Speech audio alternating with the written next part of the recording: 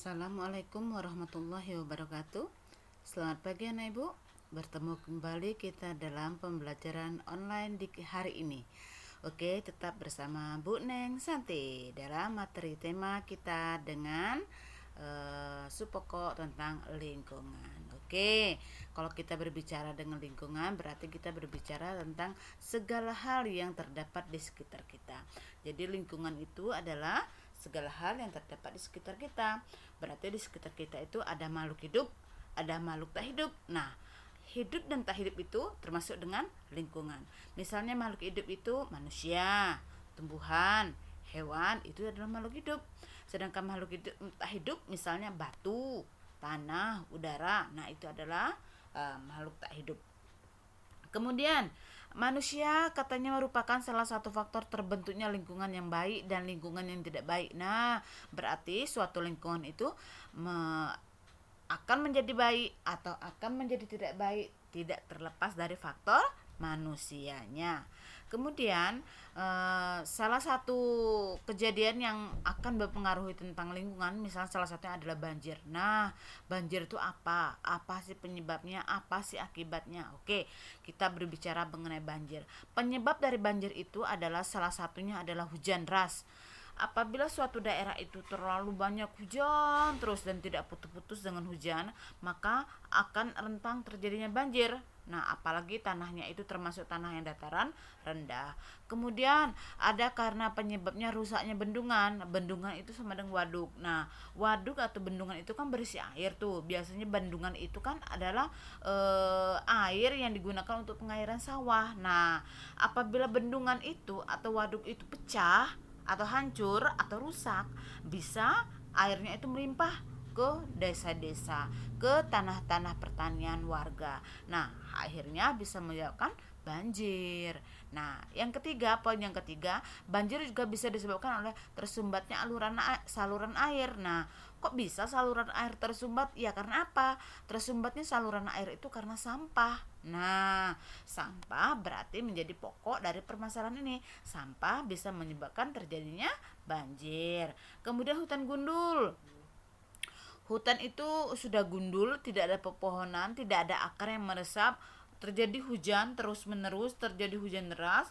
Karena tidak adanya akar, tidak ada tumbuhan, maka air yang jatuh ke bumi itu tidak ada yang menyerap. Akhirnya airnya turun ke bawah secara deras, timbullah banjir. Nah, apa sih akibat dari banjir? Akibat dari banjir bisa air menjadi kotor. Ya, munculnya berbagai penyakit. Nah, penyakit apa aja dari banjir itu? Yang pasti penyakit kulit. Penyakit gata-gata, penyakit kulit, kemudian penyakit perut, penyakit DBD, malaria. Bisa disebabkan oleh lingkungan yang kotor. Kemudian rusaknya pertanian dan perumahan. Iya, banjir bisa merusak pertanian, betul. Sawah-sawah, kebun, hewan ternak bisa hancur karena banjir. Perumahan-perumahan warga pun bisa porak-poranda karena banjir. Nah, ini salah satu contoh banjir nih. Ini nampak nih di lingkungan-lingkungan daerah yang padat penduduknya nih. Nah, banjir masuk ke daerah-daerah sini. Ya, masuk. Saking dalamnya air, saking tingginya air, orang bisa berperahu di sini. Anak-anak bermain-main perahu di sini. Ya, ini nampak nih lingkungan-lingkungan warga ya. Kemudian ada lagi tanah longsor. Nah, kejadian yang mempengaruhi lingkungan. Satu, banjir, yang kedua tanah longsor. Apa sih penyebab dari tanah longsor? Penyebab dari tanah longsor bisa jadi hujan deras. Nah, karena hujan deras terus-menerus, tanahnya menjadi genangan air yang sangat banyak menyimpan air. Akhirnya tanahnya menjadi ambrok, menjadi tanah longsor. Nah, ya. Nah, kemudian bisa tanah longsor itu disebabkan oleh gempa bumi. Nah, kalau gempa bumi bukan karena ulah manusia biasanya, itu sudah takdir dari Tuhan. Nah, gempa bumi itu namanya gempa bumi, buminya yang pecah. Jadi buminya yang retak, terjadilah tanah longsor. Apa akibat dari tanah longsor? Korban jiwa yang pasti. Biasanya kalau tanah longsor itu banyak makan korban jiwa. Kemudian hilangnya rumah dan harta benda. Iya, rumah-rumah pun bisa hancur, bisa tertimbun oleh tanah longsor. Begitupun dengan harta benda. Gimana sih contohnya gambar dari tanah longsor nih? Biasa tanah longsor itu adalah terjadi di pinggiran-pinggiran bantaran ya. Makanya orang dilarang untuk dihimbau untuk tidak mendirikan rumah di pinggiran-pinggiran seperti ini. Nah, sementara warga senang mendirikan rumah di pinggir-pinggiran seperti ini. Nah, seperti itu bisa rawan dengan tanah longsor. Kan kasihan tuh ambruk ke bawah tuh. Entah rumah, entah orang, entah apa bisa tertimbun oleh tanah, ya. Gimana sih Bu cara mengatasi dari banjir dengan tanah longsor tadi? Ya, dengan peduli lingkungan. Peduli lingkungan itu artinya kita berusaha menciptakan rasa cinta kita terhadap lingkungan. Gimana rasa cinta? Cara kita mencintai lingkungan. Satu, dengan melakukan reboisasi. Nah, masih ingat sayangnya reboisasi? Apa itu reboisasi? Reboisasi adalah penanaman kembali hutan yang gundul. Kemudian membuang sampah pada tempatnya. Jangan buang sampah sembarangan. Sampah ini nih rawan terjadinya banjir.